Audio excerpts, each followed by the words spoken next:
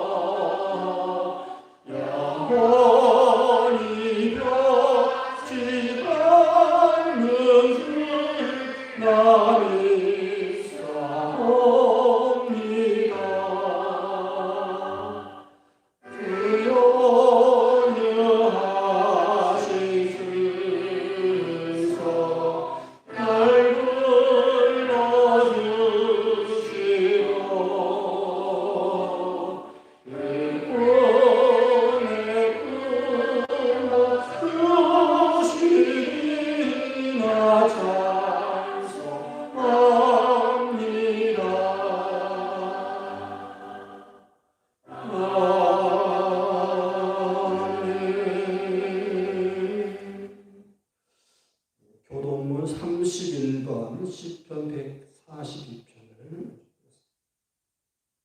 내가 소리내어 여호와께 부르짖으며 내가 내 원통함을 그 앞에 토하며 내 심령이 속에서 상할 때에도 주께서 내 길을 아셨나이다.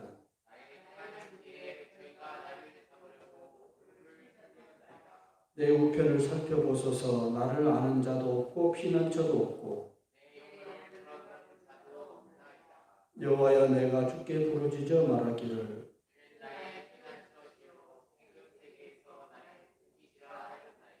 나의 부르짖음을 들으소서. 나는 심히 비천하니이다.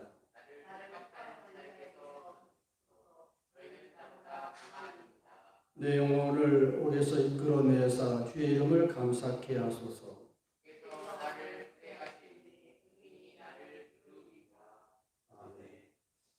사도신경으로 우리의 신앙을 고백하겠습니다. 전능하사 천지를 만드신 하나님 아버지를 내가 믿사오며 그의 아들 우리 주 예수 그리스도를 믿사오니 이는 성령으로 잉태하사 동정녀 마리아에게 나시고 본디오 빌라도에게 고난을 받으사 십자가에 못 박혀 죽으시고 장사한 지 사흘 만에 죽은 자 가운데서 다시 살아나시며 하늘에 오르사 전능하신 하나님 편에 앉아 계시다가 주리로서 산자와 죽은 자를 심판하러 오시리라.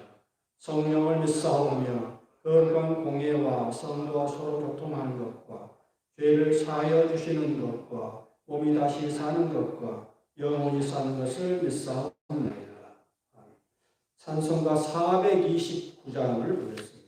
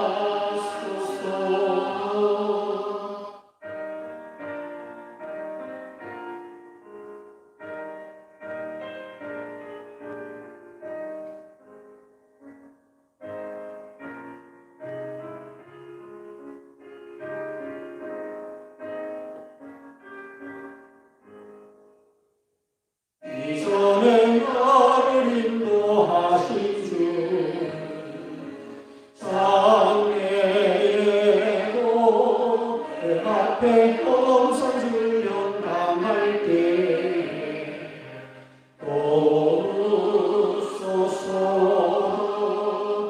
감회하고 저 밝은 아침에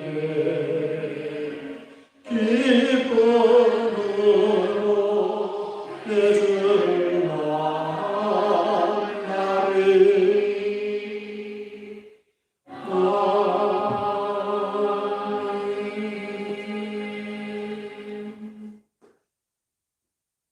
하나님의 말씀은 창세기 3장 6절에서 13절까지 말씀입니다.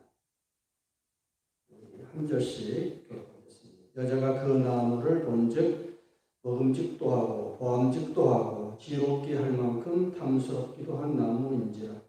여자가 그 실과를 따먹고 자기와 함께한 남편에게도 주매 그도 먹은지라.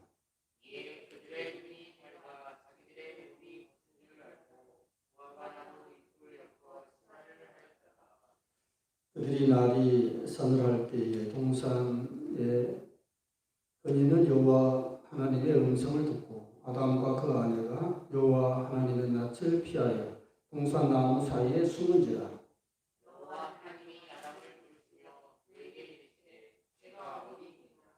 가로되 내가 동산에서 하나님의 소리를 듣고 내가 벗었으므로 두려워하여 숨은 날이다.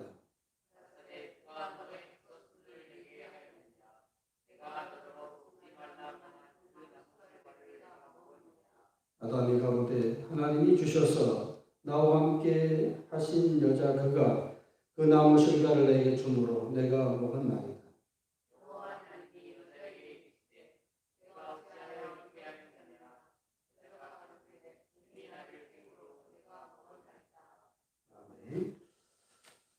이제 이 말씀에 의지하여서 아담아 네가 어디 있느냐 라는 제목으로 하나님 말씀을 대하겠습니다. 제가 최근에 보았던 감동적인 영화 한 편을 소개하겠습니다.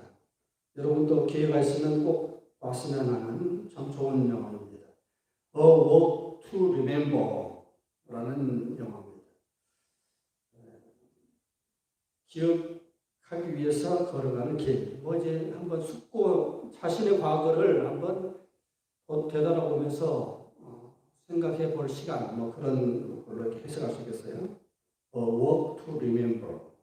감동적이고 굉장히 신앙적인 영화입니다. 스토리를 잠깐 제가 소개를 하면 이렇습니다. 목사님의 딸이 주인공이 어려서부터 백혈병을 앓고 있습니다. 근데 그래서 이제 죽을 날짜만 기다리고 있는 거죠. 사형 선고를 이미 받은 거예요. 오래 못 살 것이다. 그래서 이제 늘 기도를 하는 거죠. 하나님 기적을 좀 베풀어서 좀 살게 해주십시오. 이게 늘 기도하는 기도의 제목이죠. 기적이 일어나야 한다. 기적을 바랄 수밖에 없는 상황이다. 이런 거예요. 오래 못 살아도 적어도 고등학교 졸업할 때까지라도 좀 살았으면 좋겠다. 건강히 살았으면 좋겠다. 하는 그런 면서 이제 살아가는 거예요. 근데 이제 미국 청소년들이 보면 굉장히 자유분방하잖아요. 자유분방하고 거의 반나체로 이렇게 다니고 그러는 상황인데도 이 학생은 아주 성숙한 그냥 모범적인 우리 크리스찬들이 늘 입는 옷 있잖아요. 그런 옷으로 늘 등교를 하니까 학생들이 특히 남학생들이 그 소녀가 지나가기만 하면은 아주 막 깔깔거리면서 이제 막 웃는 거예요. 그러면서 성모 마리아다. 성모 마리아 지나간다. 이렇게 이제 자기들끼리 낄낄거리면서 이렇게 그런 처지인데 그래서 이제 그렇게 비웃던 깔깔거리던 그 무리 중에 좀 약간 우두머리 같은 그런 애가 남자애가 자기 동료들한테 말하는 거 내가 저 여자 한번 꼬셔볼게. 장난기로 시작한 거예요. 그래서 이제 접근을 하는 거죠. 그래서 처음에 뭐 사랑하겠다고 덤비는 게 아니에요. 막 한번 장난기로 저 여자를 한 마음을 흔들어 보겠다.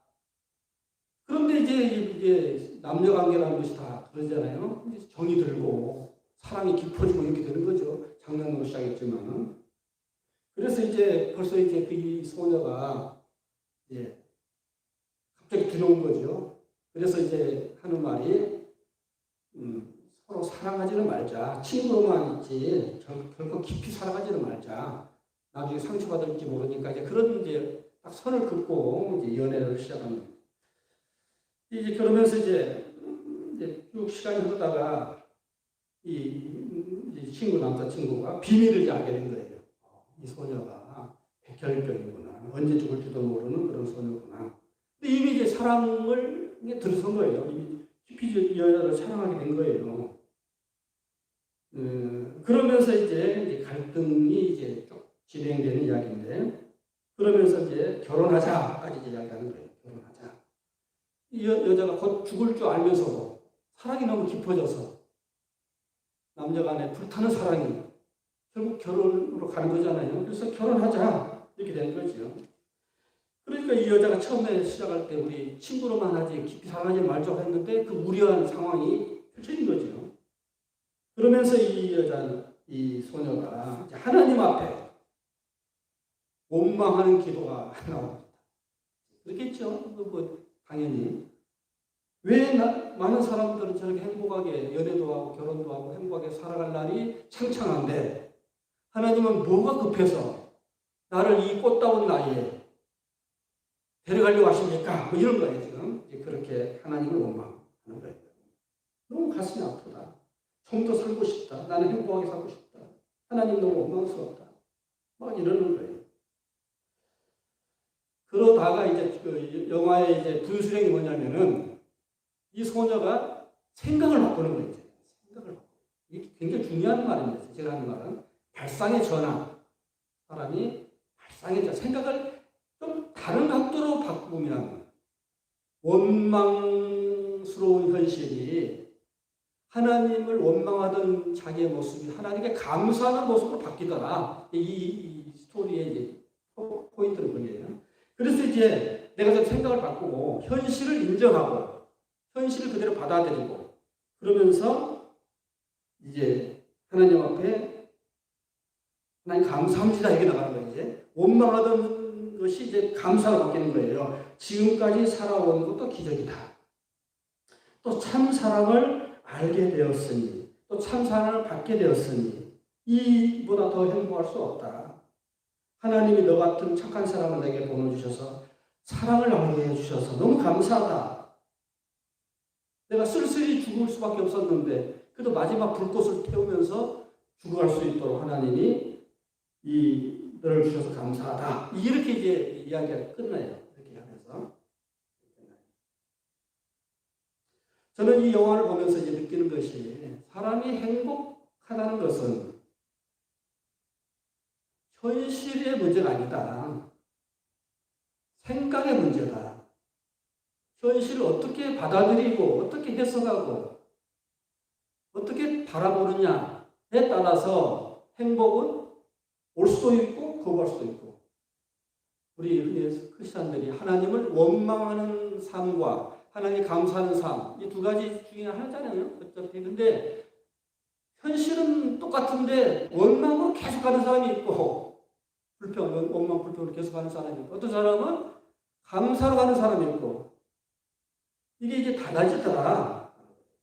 그 시점이 어느 시점이냐? 현실을 받아들이는 것, 현실을 직시하는 것, 현실을 인정하는 것 여기서부터 시작하더라 라는 것입니다.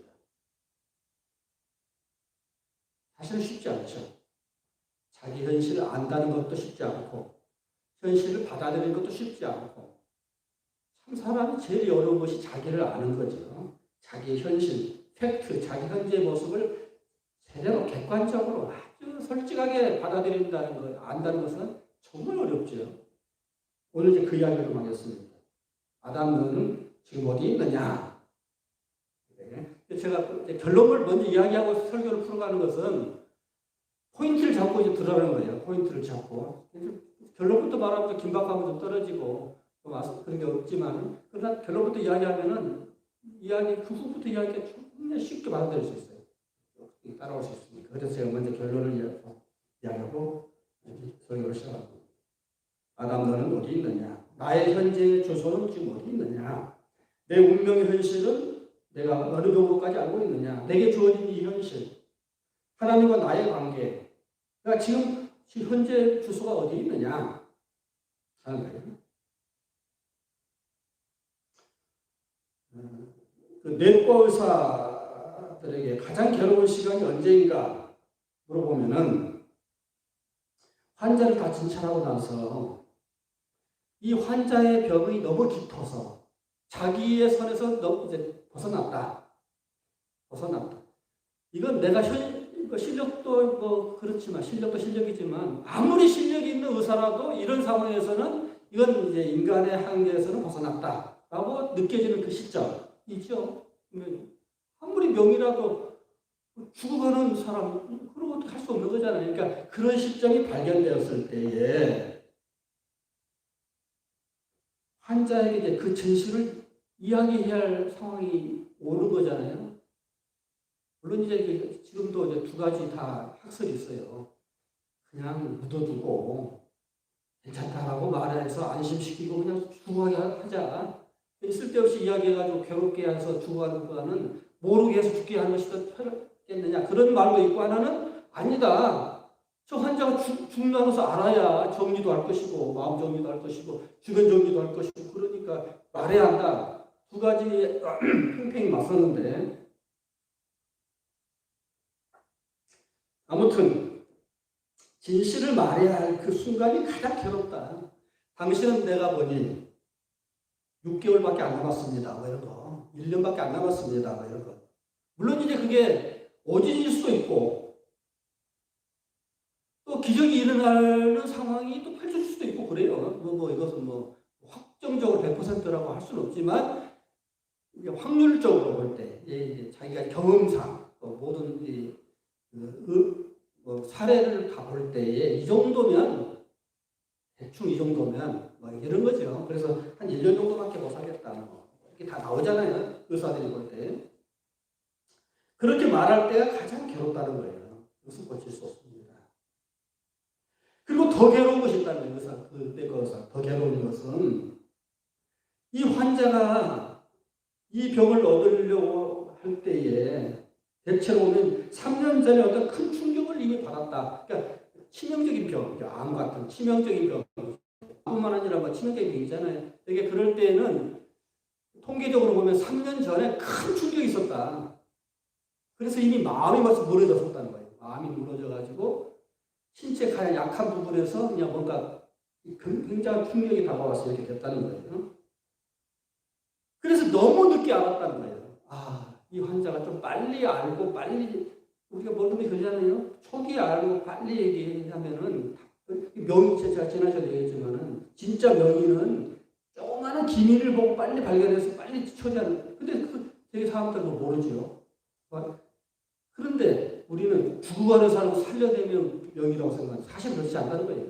사실은 빨리 알아서 빨리 조치하면은 병이도 크게 깊어지지 않을 텐데 그게 안타깝다는 거예요. 그러니까 빨리 이 환자가 그 진작에 3년 전에 그 사실을 미리 알았더라면은 이 지경까지 오지는 않았을 텐데 참 안타깝다, 괴롭다 이런 거예요. 그러니까 말인즉슨 자기 현실을 빨리 안다는 게 중요하다.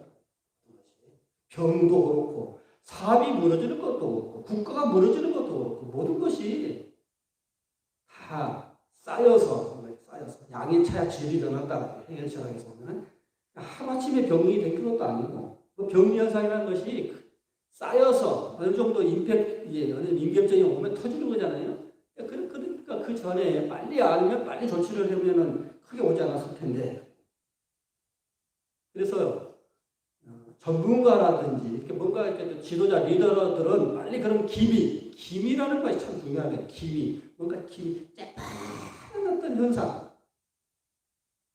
그 큰 뚝을 무너뜨리는 것도 작은 구멍에서부터 시작되는 거거든요. 빨리 딱 해버렸으면은 터지지 않죠. 근데 나중에는 더 감당할 수 없을 정도로 커지면은 손을 이제는 더 이상 못 쓰죠. 무너지는 수밖에 없는 거잖아요. 그래서 제일 중요한 것이 현실을 빨리 직시하는 거, 빨리 알아채는 거. 이게 중요하다. 그래서 오늘 본문에 우리 인간이 이제 선악과 이야기는 우리가 수없이 많이 들었는데 이것은 가장 우리 인간이 늘 삶이 괴롭고 힘든 그 원인적인 것을 이야기하는 거예요, 지금. 그러니까 선악과 이야기는 우리 인간이 왜 불행한가, 왜 죽음으로 갈 수밖에 없었는가를 아주 근원적인 것을 이야기하는 거예요. 근원적인 거. 아담, 네가 어디 있느냐? 지금 현재 네 상황이 좀 어떠하냐? 이거 물어보는 거예요. 그랬을 때에 여기서 빨리 슬기롭게 지혜롭게 대처를 했어야 했는데 자꾸 자기의 잘못은 인정하지 않고 엉뚱한 데에서 문제를 찾으려고 하고 회피하고 이러니까 인간의 불행이 왔었다. 그러니까 우리 인간의 그 에덴 동산의 그 나무는 왜 이렇게 우리가 인간이 살아갈 때 왜 사람이 이렇게 괴롭고 사는 것이 늘 질문이잖아요. 철학적인 질문이기도 하고 신학적인 질문이기도 하고 신앙적인 질문이기도 하고 늘 그 질문인데 결국은 모든 그 시초, 근원, 그 시작은 어디 있느냐? 사람이 자기를 모르더라. 자기의 잘못을 모르더라. 그리고 자꾸 다른데 책임을 돌리고 그러니 문제가 해결되지 않는다. 그 이야기를 하는 거예요. 그래서 아담아, 네가 어디 있느냐? 하나님이 너 선악과 따먹지 마. 우리가 이런 것을 무화적으로 해석해야 돼요. 여러분 진짜 이런 것을 팩트, 현실을 이야기하면 안 돼요. 근데 이솝 우화 같은 이야기들을 보면 그게 진짜는 아니죠. 뭔가 진리를 이야기하기 위해서 이렇게 빗대어서 비유적으로 설명하는 거지. 그럼 우화라고 그러잖아요. 우화. 뭐 토끼와 거북이 우화죠. 토끼와 거북이가 무슨 말을 하고 막 그래요. 그러진 않지만 말을 이렇게 꾸며내는 거죠. 이렇게 꾸며내는 거죠. 그러면서 동물들의 이야기를 통해서 사람이 얻어야 할 교훈을 이야기하는 것을 우화라고 그러죠. 이솝이 만든 우화. 이런 것도 선악과도 에덴 동산에서 선악과가 있었는데 따먹고 이런 것 현실로 인정하면 안 돼요. 그러니까 하나 비유적으로 설명하는 거예요. 이걸 사람이 괴로운 것을 모든 문제를 그런 식으로 이제 한번 해석해 보는 거죠. 아담은 네가 어디 있느냐? 그랬을 때에 여기서 이제 참 재밌는 것이 지금 하나님 앞에 범죄했기 때문에 숨는 거잖아요. 우리가 죄를 지으면은 꼭 하는 것이 보면은 현상이 하나님 앞에 숨으려고 그래. 그죠? 우리가 얘들도 그렇죠. 뭔가 인간관계에서도 뭔가 죄 짓는 거 있으면 그 사람을 자꾸 피하고 싶죠. 본능적인 거죠. 이것도 숨는 거예요. 그러니까 하나님이 아담아 어디 있느냐 그래서 이렇게 참 재밌죠. 하나님 몰라서 그래요? 몰라서 그런 거 아니죠. 아담을 불러서 이야기해보자 그런 거죠. 그리고 잘못된 부분을 좀 고쳐서 행복하게 가는 길이 있는데 왜 자꾸 불행한 것으로 자꾸 빨려 들어가느냐. 그래서 고쳐주려고 지금 시작하는 거죠. 그래서 아담은 네가 어디 있느냐 라고 물어보는 거죠. 그때 하나님이 원하시는 것은 스스로 내가 죄를 지었습니다. 내가 잘못했습니다. 하나님 말씀을 거역했습니다. 라고 솔직하게 인정하고 고백하고 그래서 하나님의 은혜를 구하고 하나님 오늘 어떻게 했으면 좋겠습니까? 이렇게 나와야 했었다는 거예요. 나와야 했었다. 우리 확률을 중에서 여러 가지 경우수라는 게 있잖아요. 경우수. 네, 그렇게 갔어야 했다는 거예요. 그런 경우로 갔어야 했다는 거예요. 근데 사람은 거꾸로 갔다는 거예요. 아니다. 아닌 걸로 갔다는 거예요. 다른, 바람직하지 않는 다른 걸로 갔다. 이게 문제가 됐다는 거예요. 문제가. 그래서 이제 자꾸 다른 데로 핑계를 하고 그러면서 두려워하고 부끄러워하고 막 그런 겁니다. 우리가 병에 걸렸을 때 아픈 것은 알지만 그 원인을 잘 모르니까 일단 의사한테 가서 선생님 나 아파요. 자기 현상만 이야기하는 거잖아요. 괴로운 현상만. 그러면 의사는 왜 아픈지 원인을 찾아주고 처방을 해주죠. 전문가로서 당신이 몰라서 그러는데 이렇게 해서 이렇게 맞고 해결하려면 이렇게 약을 먹고 수술하면 됩니다. 처방을 하는 거잖아요. 마치 하나님이 의사인 거죠. 그런데 인간이 그런 하나님의 해결책이 있는데도 불구하고 자꾸 어리석게 갔다. 이게 문제다. 그러면서 그런 것의 결과로서 부끄러워하고 두려워하고 하는 것만 생긴다. 통계에 보면은 한국 사람의 70% 정도 한 번 정도는 점을 본 적이 있다고 해요. 점이라는 것이 우리가 인류 역사를 보면은 사람은 늘 현실 속에서 괴로운 일이 있고 막 너무도 감당할 수 없는 어떤 시련이 오고 불행이 찾아오면은 이게 어디서 온 건가를 찾고 싶어 하잖아요. 근데 그때는 우리는 지금 과학적인 사고들을 많이 하기 때문에 많이 알아요, 이제는. 어떻게 돼서 어떻게 되는지. 많이 알게 깨주셔야 되잖아요. 근데 옛날 고대인들은 그걸 모르니까 뭔가 지혜로운 사람한테 찾아갔어. 지금 같은 영적인 사람한테 찾아갔어. 왜 이렇게 왔어요? 물어보고 싶은 거잖아요. 그게 점이죠, 그게 점. 우리 옛날에 무식한 사람들이 다 점집, 지금도, 지금 과학시대인데도 점집에 찾아가면 70점 있다고 합니까? 다 인간은 누구나 다 그런 거죠. 이 불행한 현실이 어디서 왔는가 좀 알고 싶은 거죠. 토종 비교도 그렇고, 불안하니까 부적도 갖고 다니고, 그러는 거죠. 왜 그럽니까? 불안해서 그래요, 불안해서. 운명이 불안하고, 두렵고, 환경이 두렵고, 세상이 두렵고, 죽음이 두렵고, 그러니까 자꾸 그러는 거죠. 근데 우리는 지금 오늘 본문에서 정확하게 이 모든 것이 어디서 왔느냐? 하나님과 관계가 깨졌다. 하나님의 말씀을 어기고 하나님의 관계가 잘못되었다. 범죄였다. 죄가 죄를 졌다. 인간의 모든 불행은 죄다. 이게 정확하게 이제 영적으로 진단해 주는 거죠. 뭔가 잘못되었다. 그리고 이제 사람이 그렇게 되면은 나타나는 현상 중에 하나, 두려움 다음에 부끄러움이죠. 사람이 늘 뭔가 잘못된 짓을 하면 얼굴이 벌써 빨개지고 수치를 느끼고 부끄러워하잖아요. 물론 이제 사이코패스 같은 전혀 그 죄에 부끄러워하지도 않는 이상 심리에 하는 사람도 있긴 있어요. 양심이 성경적으로 양심이 화인마인 사람들. 양심이 굳은 사람은 죄를 지어도 그게 뭐가 죄지? 이래요. 이미 이게 양심이 마비가 된 사람들이죠. 근데 그렇지 않으면 대부분의 사람들은 다 대충은 다 부끄러워하죠.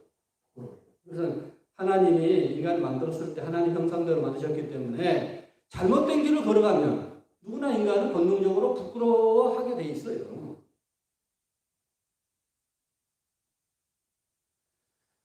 그래서 이제 하나님과 관계가 깨지면 사람은 부끄러워지고 또 사람 만나는 것이 싫고 우리가 그런 현상들이 있죠.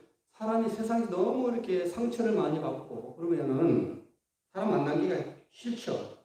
사람을 만나야 좋고 기쁘고 반가우고 그래야 하는데 또 세상이 좀 아름답게 보여지고 그래야 하는데 자꾸 움츠러드는 아니 우리가 그러잖아요. 움츠러들 자폐증 환자처럼 자꾸 안으로만 움츠러들고 이게 인간의 모습이죠. 그러니까 범죄하고 나서 숨는 그 아담과 이브의 현재 그 모습은 오늘 우리의 모습이죠. 자꾸 숨는 거예요. 자꾸 숨어. 이게 우리 현주소죠. 또 변명과 핑계를 제가 지난 시간에 그 이야기를 많이 했는데 회개에 대한 이야기할 때 내가 죄를 졌습니다 라고 딱 말하면 딱 그냥 거기서 끝나고 거기서부터 문제가 해결되는데 그 말을 하기 어려운 거예요. 그래서 자꾸 문제를 다른 데서 찾으려고 하죠. 변명, 핑계. 이렇게. 그래서 잘못된 경우로 가는 거예요. 회개할 시간에 회개하지 못하고 정직해야 할 순간에 정직하지 못하고 모든 것을 책임 전가하고 그래서 아담이 뭐라고 책임 전가를 해요? 하나님께서 내게 주신 이 여자가 먹으라고 해서 왔습니다. 이게 무슨 말이에요? 나는 잘못 없습니다.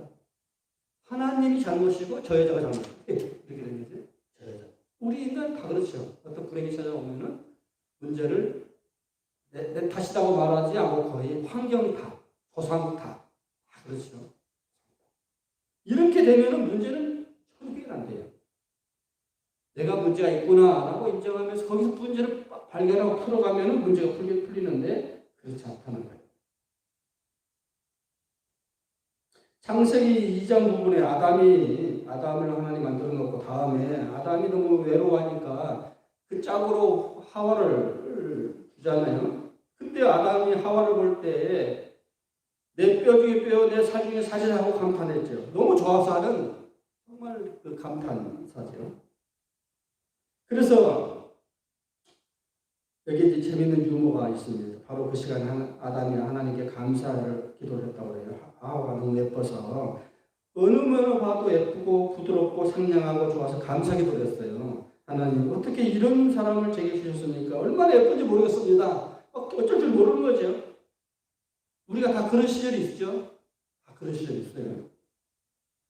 근데 살아보니 또 이제 서로의 어두운 부분들이 있고 서로 부딪히고 갈등하고 뭐 그런 건 인생이 다 그런 거 아니에요? 이렇게 좋아. 우리 그 유행어 중에 전쟁 같은 사랑이라는 어제 옆에 방송 보면서 그 노래가 있더라고. 전쟁 같은 사랑. 재밌는 내용. 그러니까 또 사랑과 전쟁이라는 그 드라마도 있잖아요. 그러니까 사랑할수록 더 오히려 상처가 많고 전쟁 같은 인간의 모습이죠. 참 이게 모든 사람의 모습이잖아요. 그래서 이제 아담이 그렇게 하나님께 감사하다가 그런 어두운 부분을 보고 나서는 뭐라고 또 이제 불평하고 그러냐니까. 그런데요, 하나님, 내가 이 사람을 보니 또 맹해요. 그럼 왜 그렇습니까? 불평을 했다는 거예요. 그래서 하나님이 대답하십니다. 야, 이놈아, 그래야 너 같은 놈을 사랑하는 것이 아니냐. 그랬다는 거예요. 말하자면 그렇게 예쁘고 아름답고 좋았는데 왜 이제 와서 엉뚱한 소리를 하느냐 그 말이죠. 그래서 아무튼 하나님께서 내게 주신 저 여자가 라고 이제 불평하는 거예요.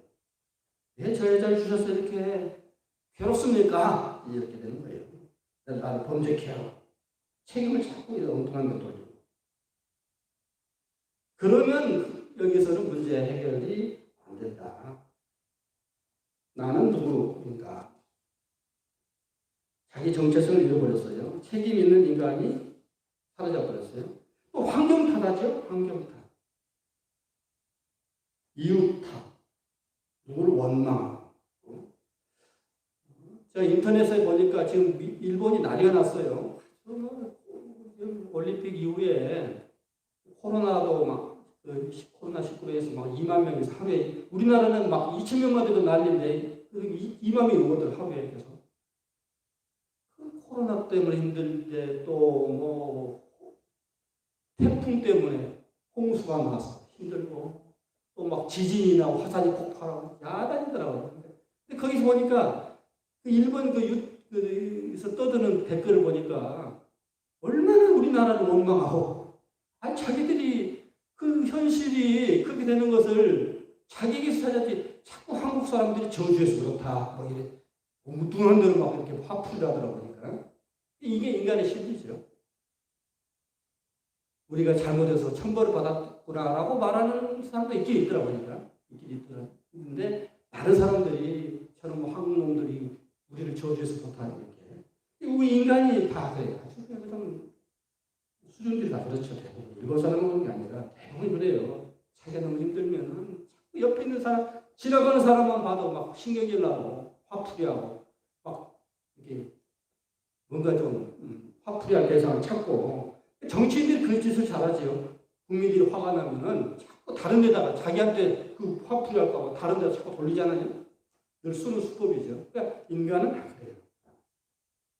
그런 식으로 하면 문제는 해결 안 되죠. 환경 탓, 사람 탓, 세상 탓, 마지막에 하나님 탓, 하나님께 원망하고 그렇다는 거예요. 또한 여기서 보면 숨은 나이다. 내가 그래서 숨은 나이다. 라고 보면 그 말은 무슨 말입니까? 정당화죠. 정당화. 내가 그럴 수밖에 없었어. 난 숨을 수밖에 없었다. 자기 정당화라는 편법으로 숨어버리죠. 또 합리화. 얼마나 우리가 그런 짓을 많이 합니까?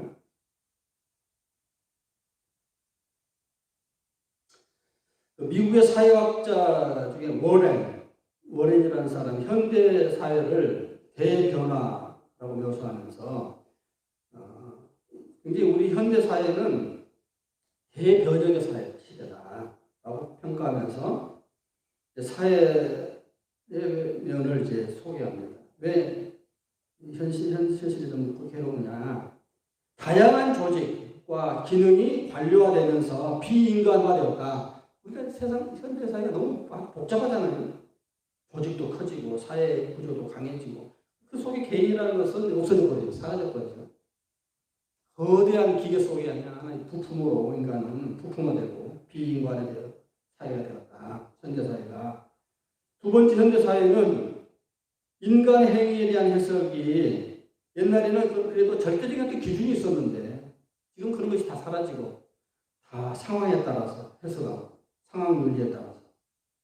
그래서 이제는 꼴대가 없어져 버렸다. 옛날에는 딱 잘못하면 어떤 기준이 있었는데 지금은 기준이 없어져 버렸다. 기준 자체가 없어져 버렸다. 그래서 세 번째는 옛날에는 생산 위주로 갔는데 지금 소비적인 사회가 되었다. 이렇게 되는 거예요. 그래서 현대인이 피곤하다는 거예요. 그래서 너무 현대인들이 피곤하고 지쳐서 다 숨어버려요. 거대한 어떤 이 사회의 자기 왜소함을 느끼면서 다 숨어버린다는 거예요. 어디인가 다 숨어버린다. 스스로 자기를 숨긴다는 거예요.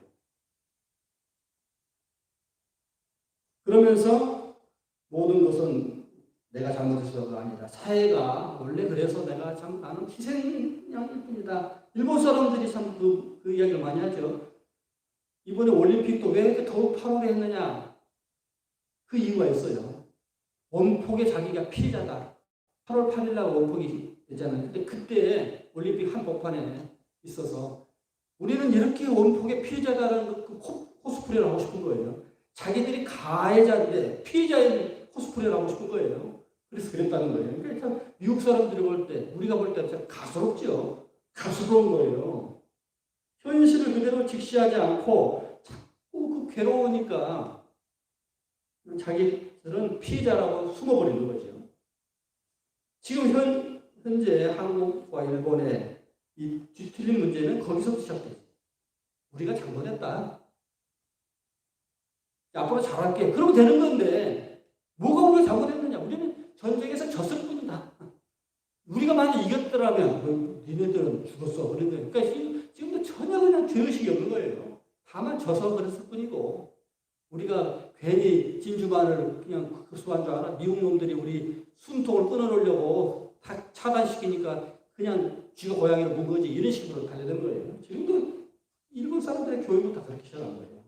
우리가 잘못해서 그런 게 아니다. 현실을 인정하고 싶지 않은 거예요. 분하다. 우리는 분할 뿐이다.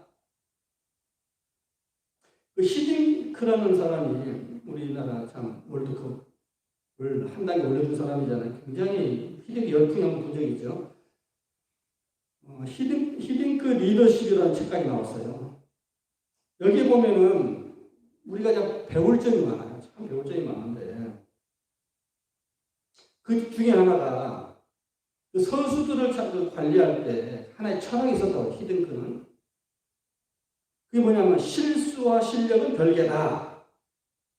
이게 무슨 말입니까? 우리나라 문화권에서는 실수하면 실력이 없다. 너 틀렸어. 너 빠져. 이렇게 빼버리죠. 그런데 히딩크는 달랐다는 거예요. 자기가 평소에 실력이 있다고 생각하는 선수였는데 실수했다고 빼지는 않나요? 그 경기에서. 우리는 보통 화풀이 해버리죠. 뭔가 잘못하면 바로 빼버리잖아요. 근데 안 그래요. 실력이 있어도 실수할 수 있다. 그래서 오히려 실수하는 사람은 더 등용하고 더 기회를 주고 그 사람이 나중에 일을 내잖아요. 안정환 선수가 그랬었죠. 한번 실축해가지고 난리가 났었잖아요. 우리나라 보통 감독 같으면 빼버리죠. 너 이놈 이 결정적인 순간에 그거 뭐 그런 짓을 해. 빼버릴 거죠. 근데 끝까지 등용해서 나중에 안정환 선수가 일을 아주 크게 하죠. 그래서 이제 이 히딩크의 그 철학에 가면 사람은 누구나 실수할 수 있다. 실력이 있어도 실력할 수 있는 거지. 다시 시작하면 돼. 기회를 주면 또 할 거야. 이거예요. 그래서 그 리더십에 의해서 이게 굉장히 좋은 결과가 됐다. 그러니까 하나님 우리를 볼 때도 그렇다는 거예요. 제가 말하고 싶은 것은 누구나 부족합니다. 누구나 실수할 수 있어요. 이게 다 죄인 거죠. 연약해요. 그래서 하나님은 너 실수했어? 그래. 괜찮아. 인정하고 네가 인정하고 다시 은혜를 구하면 내가 다시 기회를 주어. 기회를 주면 너 다시 할 수 있어. 이거잖아요. 이 우리 기독교의 엄청난 힘입니다. 이게. 엄청난 힘. 사람이 회개하면 된다. 잘못을 인정하고 그리고 은총을 구하면 다시 기회를 주시는 하나님. 이게 우리 기독교의 매력이잖아요. 기독교의 매력이에요. 내가 실수했습니다. 나의 실수를 잘 내가 분석하고 이제 다시 반복하지 않겠습니다 하고 하면 발전할 수 있다는 거예요. 이게 바로 하나님, 우리 기독교 문화가 참 위대한 것 중에 하나가 기독교 문화가 들어간 것은 어디나 사회가 역동적으로 발전합니다. 제가 이제 세계 역사 참 좋아해요. 참 보면서 우리나라가 우리는 일본을 우습게 보지만 일본이 우리나라를 식민지로 처음에 이제 접수했을 때 그냥 아무것도 없는 거지 같은 나라였어요. 솔직히. 그러니까 우리가 이런 이야기를 하면은 또 막 공경하는 사람이 있을지 모르지만 현실이 그랬어요. 그냥 게으름뱅이고 그냥 비위생적이고 서로 질투하고 막 남이 잘 때는 꼴을 못 보고 이렇단 말이에요. 그런 우리나라였는데 오늘 우리가 지금 세계에 뭐 엄청나게 지금 뭐 요새 신문 기사를 보세요. 인터넷 보세요. 난리가 나. 우리나라가 지금 국력이 어마어마하게 언제 우리나라 이렇게 됐지 할 정도로 이 감당이 안 될 정도로 우리나라가 굉장히 아주 세계사를 움직이는 하나의 큰 미중 패권 시대인데 우리나라가 어디로 붙냐에 따라서 엄청나게 달라져요. 마치 그 조커라고 하는 것도 우리 게임할 때 조커의 역할이 있잖아요. 조커가 어디로 붙느냐에 따라서 A와 B가 얼비슷한데 어느 쪽에 붙느냐에 따라서 판도가 달라지는 역할은 그게 조커잖아요. 우리나라 같이 조커 역할을 할 수 있는 사회가 돼요. 근데 그게 언제부터 시작됐느냐? 우리나라에 선교사들이 들어와서 우리나라 사람들을 정신적인 개조를 시킨 거예요. 정신적인 개조를 시켰어요. 그래서 사람이 생각이 바뀌고 이 정신 상태가 확 바뀌니까 금방 따라졌다는 게 금방 따라졌는 거예요. 이번에 아프가니스탄 사태를 보면서 느낀 것 중에 하나가 미국은 늘 한국처럼 모든 나라를 잘만 이렇게 해주면 한국처럼 될 줄 아는 착각을 했었다. 그런데 한국이니까 되었다. 늘 깨달은 거예요. 무슨 말이냐면은 미국이 도와준 나라마다 다 실패했어요. 베트남도 다 했잖아요. 근데 유독 성공한 케이스가 한국이에요. 한국. 그런데 그게 한국이니까 되는 거지. 왜? 선교사들이 우리나라의 사람들의 의식을 바꿨던 거예요. 아프가니스탄은 지금도 탈레반, 이슬람, 탈레반이라는 뜻이 원래 신학생들이라는 뜻이에요. 그 이슬람 그 신학생들, 학생들이라는 뜻이에요. 그 사람들이 잡으니까 지금 난리가 났잖아요, 지금. 여자들 다 집으로 들어가. 니네들 죄 때문에 우리가 이렇게 잘못되었어. 이슬람 여자들이 부르카 쓰고 다 이렇게 서잖아요. 히잡 쓰고. 오늘 본문 갈 수가 똑같은 거예요. 너 아담과 이브 이야기에서 이브가 멍청한 짓 해가지고 이 불행이 왔지. 여기서부터 여자를 우습게 보고 여자들은 나서지 마. 니네들은 죄인들이야. 이게 이슬람의 출발점이에요. 출발점. 그러니까 사람은 안 되는 거예요. 생각이. 그러니까 한국이 우리나라가 이 정도 된 것은 선교사들이 우리나라 사람들의 의식을 고쳐줬다. 그러니까 처음부터 이게 상대가 안 되는 거죠. 아프가니스탄하고 우리나라하고 상대가 안 되는 거죠. 게임이 안 되는 거죠. 이제 오늘 본문에 이제 아담아, 네가 어디 있느냐라고 물었는데 오늘 우리가 우리 자신을 냉철하게 생각해보면 내 현재 모습이 어떤가? 하나님 앞에서 내 현재 모습이 어떤가? 하나님 우리를 지금 도전하는 거잖아요. 도전에 올 때에 하나님 맞아요. 내가 지금 현재 불행하고 힘들고 하는 것은 환경 탓도 아니고 조상 탓도 아니고 부모 잘못받아서 그런 것도 아니고 이 모든 것은 나에게서 문제가 있습니다. 라고 인정하고 그걸 우리가 흔히 공부를 잘하는 우등생들의 특징은 시험을 봤을 때 누구나 오답이 나오잖아요. 뭐 100개 중에 한두 개는 틀리잖아요. 그럴 때 오답을 잘 분석할 줄 안다. 내가 왜 틀렸는가. 오답 노트를 가지고 그걸 계속 되새기면서 뭐가 내가 잘못해서 틀렸지? 자기 반성을 많이 한다. 그래서 오답 노트를 쫙 해서 그걸 극복해 나가면서 우등생이 된다. 그렇죠? 오늘 우리가 이제 인생의 실패에 왔을 때 내가 어디서부터 잘못되었지? 냉철하게 자기 자신을 성찰하고 하나님 앞에서 말씀 앞에서 인정하고 하나님 내가 이것이 잘못됐네요.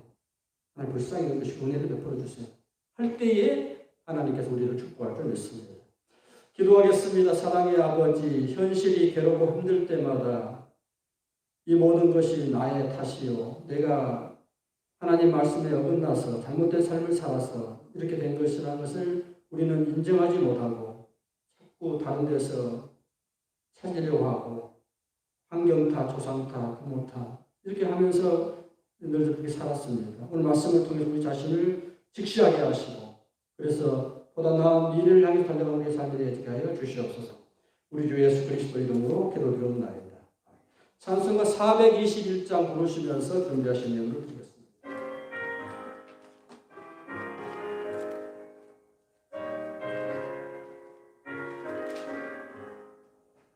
너는 너를 모르니 주여 인도하소서 어찌하여줄지 나를 인도하소서 어디하여 좋을지 나를 인도하소서 아무것도 모르니 나를 가르치소서 어찌해야 좋은지 나를 가르치소서 어찌해야 좋은지 나를 가르치소서.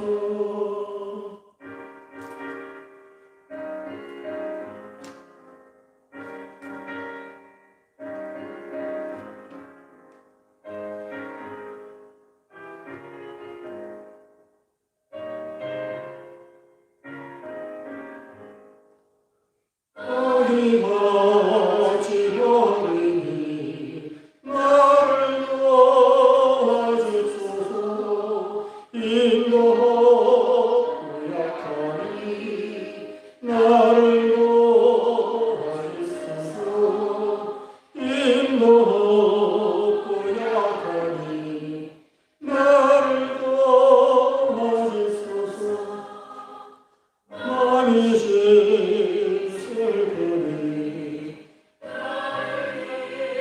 도와소서 의지 없으라니 나를 도와소서 의지 없으라니 나를 도와소서.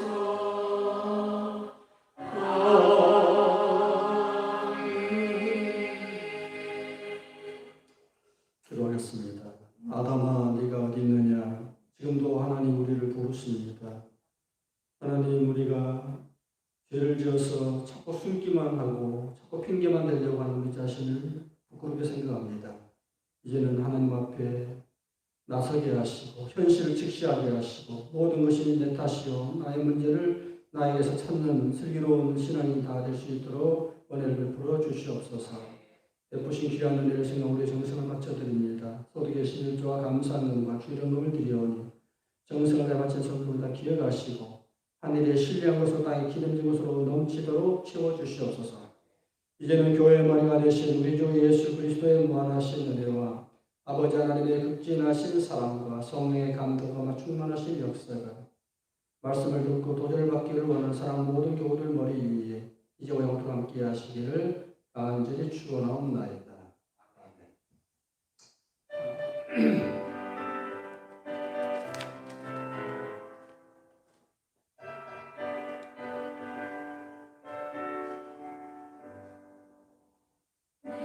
그를 지나